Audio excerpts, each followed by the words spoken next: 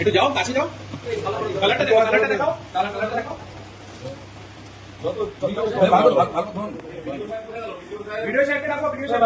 জামবনির joint video হাতে নাতে ধরা পড়েছে। সাব অ্যাসিস্ট্যান্ট ইঞ্জিনিয়ার 2 লক্ষ টাকা ঘুষ নিতে গিয়ে হাতে নাতে ধরা পড়ছেন, সেই দৃশ্য দেখলো জামবনি বাংলায়।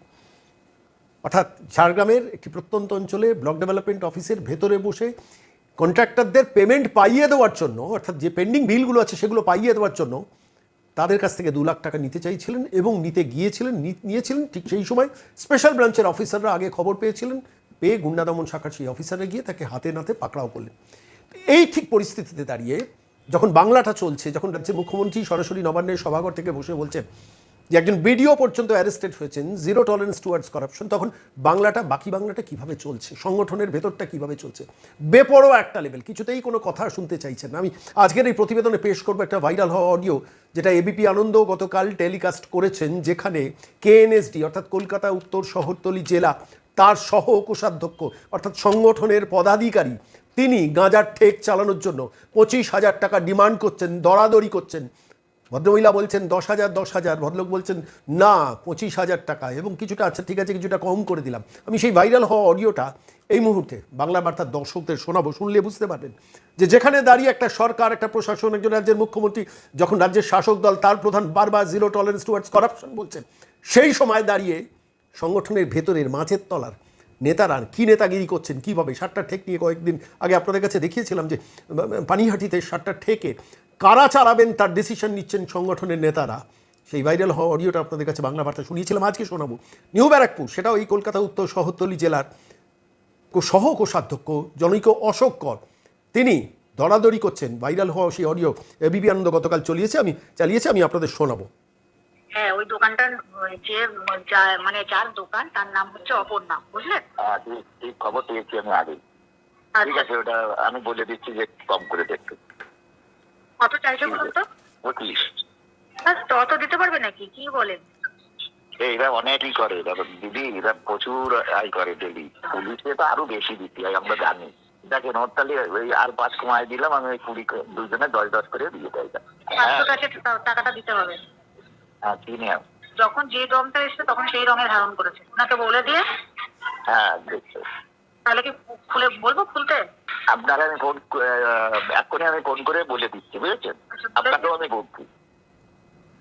যার অডিও আপনাদের শোনালাম তার নাম অশোক কর। আমার অডিওটা যখন এবিপি আনন্দ গতকাল টেলিকাস্ট করলো, আমার কোনো একটা জায়গায় মনে হলো এটা সত্য তো, এই ব্যক্তি অশোক কর তো, বা এই ব্যক্তি যার সম্বন্ধে যা অভিযোগ উঠছে অভিযোগের সত্যতা আছে তো। আমি স্বাভাবিকভাবে এই কলকাতা উত্তর শহরতলি জেলার যিনি এই উত্তর দমদমের বিধায়ক সৌরভ শিকদার, আমি তাঁর সঙ্গে সরাসরি যোগাযোগ করেছিলাম, তাকে অডিওটা পাঠিয়ে বললাম যে ঘটনাটা শুনছি সেটা ঠিক তো, যখন রাজ্যের প্রশাসন, রাজ্যের সরকার, নবান্ন, রাজ্যের মুখ্যমন্ত্রী নবান্ন থেকে বসে বলছেন জিরো টলারেন্স টুয়ার্ডস করাপশন, এবং জামবনির একজন বিডিও হাতে নাতে 2 লাখ টাকা নিতে গিয়ে ধরা পড়ছেন, এবং সেই দৃশ্য সারা বিশ্ব, বহির্বিশ্ব, মানে সারা পৃথিবীর মানুষ, ভারতবর্ষের বাইরের বাঙালিরা প্রত্যেকে দেখছেন, এবং একটা সরকার সম্বন্ধে একটা জনমত তৈরি হচ্ছে যে এই সরকারি, এই পরিবর্তনের সরকারই তো আমরা চেয়েছিলাম, যেখানে দাঁড়িয়ে কোনো ইঞ্জিনিয়ার, কোনো অফিসার কেউ টাকা তুলতে পারবে না, সেখানে দাঁড়িয়ে নেতারা টাকা তুলবেন, তার শাস্তি কী হবে? আমি এই অডিওটা ভাইরাল হওয়ার পর আমি খালি ভাবছিলাম, বলছেন কত চাইছে জিজ্ঞেস করছি, বলছে একটু কম করে দিতে বলেছি। তারপরে বলছেন, মানুষটি বলছেন, আপনারা শুনলেন, আমি আরেকবার এই অডিওটা শেষকালে চালাবো। এটা প্রচুর আয় করে, অর্থাৎ সাট্টা এবং গাঁজা থেকে এরা প্রচুর আয় করে, তাহলে দেবে না কেন আমাদের? এবং সংগঠন চালাতে গেলে তো টাকাটা লাগে। আমি টেলিকাস্টটা শুনছিলাম, শুনতে গিয়ে আমার খালি বারবার মনে হচ্ছিল কোন বাংলায় বসবাস করছি, পরিবর্তনের সরকার, পরিবর্তনের মূল্য এরা দেবে না। আবার খেয়াল করে দেখুন, এরা সংগঠনের অত্যন্ত প্রভাবশালী, তা নাহলে কেউ কখনো সংগঠনের যখন কোষাধ্যক্ষ হয় বা সহ কোষাধ্যক্ষ হয়, ট্রেজারার বলা হয়, দলের সংগঠনের ট্রেজারার হচ্ছে মোস্ট ট্রাস্টেড লোক, সবথেকে বিশ্বাসযোগ্য লোক। তো সেই ট্রাস্টেড লোক সহ কোষাধ্যক্ষ, তিনি দরাদরি করছেন যে 10,000 করে দিতে বলবেন, কিসের জন্য? গাঁজা সাট্টার জন্য। আমি বলছি এই অভিযোগ যদি সত্যি হয়, তাহলে এই মানুষটি যিনি ওই কেএনএসডি জেলার সহ কোষাধ্যক্ষ, তাকে কেন পার্মানেন্টলি জেলে পোড়া হবে না? আমি রাজ্যের মাননীয় মুখ্যমন্ত্রীর কাছে প্রশ্ন করছি। এবং সৌরভ শিকদার, যিনি উত্তর শহরতলি জেলার অন্যতম বিধায়ক এবং উত্তর দমদমের বিধায়ক, যার এলাকার মধ্যেই ঘটনাটা ঘটেছেন, তিনি আমাকে পরিষ্কার বলেন যে আমি থানায় সরাসরি বড়বাবুর সঙ্গে কথা বলেছি। কি বলেছেন সৌরভ শিকদার আজকের আমি এই প্রতিবেদনের এই পর্বে আপনাদের কাছে শোনাবো, এবং একই সঙ্গে যে এই জেলার সংগঠনের যিনি যিনি এই কীর্তিটি করেছেন অশোক কর, যার সম্বন্ধে অভিযোগ, তার বক্তব্যটা আরেকবার শোনাবো। কিন্তু তার আগে বলি, গতকাল বিজেপির আভ্যন্তরীণ কিছু মিটিং ছিল। আভ্যন্তরীণ মিটিংয়ের মধ্যে সাংগঠনিক সম্পাদক সারা ভারতবর্ষে, যিনি পশ্চিমবঙ্গটা দেখভাল করছেন, কোঅর্ডিনেট করছেন, সুনীল বানসাল, তিনি গতকাল একটি মিটিংয়ে বসছিলেন। জেলার বিভিন্ন এই উত্তর শহরতলি জেলার 5 জন বিধায়কের মধ্যে 4 জন বিধায়ক উপস্থিত ছিলেন এবং অবশ্যই তার রাজনৈতিক সাংগঠনিক নেতারা উপস্থিত ছিলেন। সেখানে বলেছেন যে আমি সতর্ক করে দিচ্ছি, আর কিন্তু সতর্ক করব না, এবার যা যা ব্যবস্থা নেওয়া নেব। প্রশ্নটা হচ্ছে 3 মাস 90 দিন, এই 90 দিনের মধ্যে এইভাবে যদি কঙ্কালটা বেরিয়ে যায়, আর কবে ব্যবস্থা নেবেন? পার্মানেন্টলি প্রকাশ্যে জানান। আমি বলছি, রাজ্য বিজেপি যারা সাংগঠনিক পর্যায়ের নেতৃত্ব আছে, বাংলা বার্তার প্রতিবেদন মাঝে মাঝে শোনেন, আমি বলছি এই জেলার অবস্থা ভয়ঙ্কর নয়, ভয়ানক অবস্থায় পৌঁছে গেছে। এবং যে জায়গায় গিয়ে পৌঁছে গেছে, দেখুন, ব্যাংকের মধ্যে লোকজন ঢুকিয়ে দেওয়া হচ্ছে, ক্লাবের মধ্যে লোকজন ঢুকিয়ে দেওয়া হচ্ছে, পুরসভাগুলোর ভেতরে লোকজন ঢুকিয়ে দিয়ে বলা হচ্ছে কে কন্ট্রাক্টারি করবে, কে কন্ট্রাক্টারি করবে না, কে পিডাব্লিউডি দফতর কে চালাবে, কে চালাবে না। থানায় পুলিশ প্রশাসনের কাছে গিয়ে বলা হচ্ছে ইনি দেখবেন, ইনি দেখবেন না। সমস্ত পুরসভাগুলোতে কোন অঞ্চলটা কে দেখবেন, ঠিকাদারি, আমি বলছি দলীয়ভাবে যে ঠিকাদারিটা কে দেখবেন, তার একদম মানে আনসাইন তালিকা পর্যন্ত সেই পুরসভার ভেতরে ঢুকে যাচ্ছে অজস্র। আমি গত 30 দিনে আমি অন্তত 30টা অডিও ভিডিও মেসেজ পেয়েছি, যেটা সংগ্রহে রেখেছি। দল চাইলে আমি তাকে পাঠিয়ে দিতে পারি। কিন্তু প্রশ্নটা হলো, এটা কি দলীয় নেতৃত্ব জানেন না? অফকোর্স জানেন।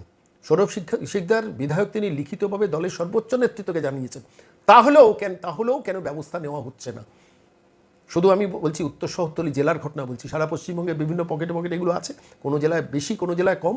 আমি অনুরোধ করবো রাজ্যের সর্বোচ্চ পদাধিকারী যারা রাজনৈতিকভাবে আছেন এবং প্রশাসনিকভাবে আছেন, সর্বোচ্চ শাস্তির ব্যবস্থা করুন। শুধু জামবনির ওই যিনি বিডিও ধরা পড়েছেন, sub assistant engineer Bimal Saha ধরা পড়েছেন, তাকে এসিবি একদম গারদের মধ্যে পড়েছেন। কেন এই রাজনৈতিক নেতাকর্মীরা নিচের লেভেলে যারা প্রতিদিন থানায় গিয়ে বসে রয়েছেন, প্রতিদিন পুরসভার ভেতরে গিয়ে বসে রয়েছেন, ব্যাংকের মধ্যে ঢুকে যাচ্ছেন ব্যাংক দখল করার জন্য, ক্লাবগুলোর ভেতরে ঢুকে যাচ্ছেন।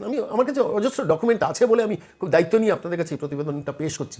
রাজনৈতিক দল নেতারা তারা যদি এই তথ্যগুলো আমার কাছ থেকে সংগ্রহ করতে চান, আমি দিতে রাজি আছি। কিন্তু প্রশ্নটা হলো এই অবস্থাটা কতদিন চলবে? এটা থামানো দরকার এবং অবশ্যই থামানোর চেষ্টাটা হচ্ছে। সবটাই হতাশাজনক চরিত্র নয়। রাজ্যের সর্বোচ্চ প্রশাসক মুখ্যমন্ত্রী যখন নবান্ন থেকে বলছেন যে বিডিওকে জেলের মধ্যে ঢোকানো হয়েছে, আমি এক্সেন্ডেলে পোস্টও করে দিয়েছি, ঠিক তার পাশাপাশি সৌরভ শিকদার বিধায়ক তিনিও বলছেন আমি ওসিকে বলেছি কোনো রং ধর্ম দেখার দরকার নেই, সোজাসুজি একদম জেলের মধ্যে পুরুন, ব্যবস্থা নিন। কী বলেছেন সৌরভ শিকদার, উত্তর দমদমের বিধায়ক? আজকে এই প্রতিবেদনের এই পর্বে শোনাব। হ্যাঁ, ওই দোকানটার মানে যার দোকান তার নাম হচ্ছে অপর্ণা, বুঝলেন? ঠিক খবর পেয়েছি আমি আগে। ঠিক আচ্ছা, আছে, ওটা আমি বলে দিচ্ছি যে কম করে দেখতে। কত চাইছে বলুন তো? 25। অত দিতে পারবে নাকি? কি বলেন? এরা অনেকই করে দিদি, এরা প্রচুর আয় করে ডেলি। পুলিশে তো আরো বেশি দিতে হয়, আমরা জানি। দেখেন ওর তাহলে ওই আর 5 কমায় দিলাম আমি, ওই 20 দুজনে 10 করে দিয়ে দেয়। 500 কাছে টাকাটা দিতে হবে। হ্যাঁ, চিনি আমি। যখন যে রংটা এসছে তখন সেই রঙের ধারণ করেছে, ওনাকে বলে দিয়ে। হ্যাঁ, দেখছো। তাহলে কি খুলে বলবো খুলতে? আপনাকে আমি এক্ষুনি আমি ফোন করে বলে দিচ্ছি, বুঝেছেন? আপনাকেও আমি বলছি। সৌরভবাবু নমস্কার, আমি সন্ময় বলছি। নমস্কার সন্ময় দা, হ্যাঁ, নমস্কার। বলছি নিউ ব্যারাকপুরের একজন ব্যক্তি, শোনা যাচ্ছে যে তিনি নাকি জেলার সহ কোষাধ্যক্ষ অশোক কর, তার অডিওটা ভাইরাল হয়েছে, বহুল প্রচারিত সংবাদ মাধ্যম তারা পর্যন্ত টেলিকাস্ট করেছে, এবিপি আনন্দও সেটা টেলিকাস্ট করেছে। আপনি কি শুনেছেন ব্যাপারটা, যে গাঁজা চালানোর জন্য তাকে 25,000 টাকা দিতে হবে, পরবর্তীকালে সেটা দরদরি করে 10,000 করে সেটেলমেন্ট হচ্ছে? শুনেছেন সেটা? আমার কানে এটা এসছে এবং আমিও সংবাদ মাধ্যম থেকে এটা জানার পরে সাথে সাথে আমি নিউ ব্যারাকপুরের আইসি কে ফোন করি দিন দুয়েক আগে, এবং আইসি কে আমি পরিষ্কার বলে দিই যে এই আমার বিধানসভায় বিধায়ক হিসেবে আমার দায়িত্ব একটা সুস্থ পরিবেশ মানুষকে দেওয়ার, এবং কোনোভাবে যাতে এই ধরনের কাজকে প্রশ্রয় না দেওয়া হয়। সেখানে আমি খুব শকিংলি জানতে পারি যে সংগঠনের কিছু লোক নাকি এই বিষয়ে এসে আইসির কাছে রিকোয়েস্ট করেছে। আমি কোনো দল না দেখে, কোনো রং না দেখে আমি আইসিকে একটা প্রশ্ন করি যে কোনো দলের লোক বা কোনো রাজনৈতিক রঙের লোক ছাড়া একটা যদি যে কোনো লোক এই কাজটা করতেন বেআইনিটা, তার সাথে কি করা উচিত ছিল? তাহলে আইসি বলেন যে তার ব্যবস্থা নেওয়া উচিত ছিল, দরকারে অ্যারেস্ট করা উচিত ছিল। আমি বলেছি তাই করবেন। আমি একদম আপনাকে মানে অন রেকর্ড আমি বলছি, এই কথা আমি আইসিকে বলেছি, এবং তার সাথে এটাও আমি সংযোজন করেছি যে এর পরেও যদি বন্ধ না হয় আমি দরকার হয় মুখ্যমন্ত্রীর কাছে আমি এটা কমপ্লেন করব, কারণ মুখ্যমন্ত্রী আমাদের বিধায়কদের বৈঠকেও বারবার বলেছেন যে সাট্টা, জুয়া ইত্যাদি কাজের সাথে কোনোভাবে কোনো দলীয় ব্যক্তি, কোনো বিধায়ক, কোনো সাংসদ, কোনো পার্ষদ কেউ জড়িত থাকলে তার বিরুদ্ধে ব্যবস্থা নেওয়া হবে। সৌরভবাবু, সুতরাং আমি মুখ্যমন্ত্রী সৈনিক, এটা আমার বক্তব্য করা। সৌরভবাবু, আমি কেএনএসডি জেলা সহ কোষাধ্যক্ষ যে অশোক কর, যার সম্বন্ধে যার অডিওটি ভাইরাল হয়েছে, বহুল প্রচারিত সংবাদ মাধ্যম টেলিকাস্ট করেছে, সেই অশোক করের সঙ্গে কি আপনি কথা বলেছিলেন? তা আমি অশোক করকে ফোন করেছিলাম, অশোক কর ফোন ধরেননি। আমি নিউ ব্যারাকপুরে কালকে গেছিলামও। হুম। সেখান নিউ ব্যারাকপুর, যেহেতু আপনি জানেন ওখানে দুটো পৌরসভায় এখন অ্যাডমিনিস্ট্রেটর আছে, এরা নেই, কাউন্সিলররা নেই, তাই সার্টিফিকেট ইত্যাদির জন্য আমি সপ্তাহে একদিন দুদিন করে পৌরসভায় থাকি, যাতে সাধারণ মানুষের কোনো অসুবিধা না হয় কাজে। এবং সেখানে বাকি যারা সংগঠনের লোক ছিল তাদেরকে আমি ফিজিক্যালি ডেকে বলে দিয়েছি সবার সামনে যে যাতে কোনোভাবে এই সমস্ত কিছুর সঙ্গে লোক জড়িত না থাকে। আমি জেলা সভাপতিকেও ব্যাপারটা নিয়ে কমপ্লেন করেছি যে আপনি আপনার টিমের, কারণ তার টিমের ডিসিপ্লিনারি অ্যাকশন, সহ কোষাধ্যক্ষ। হ্যাঁ, তার ডিসিপ্লিনারি অ্যাকশন নেওয়ার দায়িত্ব তার। এবং আমি তাকেও বলেছি, আজকেও বলেছি, আজকে আমাদের রাজ্যে একটা বৈঠক ছিল মাননীয় সুনীল বনসালজির উপস্থিতিতে, সেখানেও আমি বলেছি যাতে এই ধরনের ঘটনায় কোনো দলীয় লোকের নাম না আসে, এবং ভবিষ্যতে যদি আসে তাহলে আমি মুখ্যমন্ত্রীকে এটা ব্যাপারটা জানাবোই, আমার সাথে দেখা হলেই আমি জানাবো, এবং আইন যাতে আইনের পথে চলে আমি কিন্তু সেটা নিশ্চিত করবো। অনেক ধন্যবাদ সৌরভবাবু, অনেক ধন্যবাদ।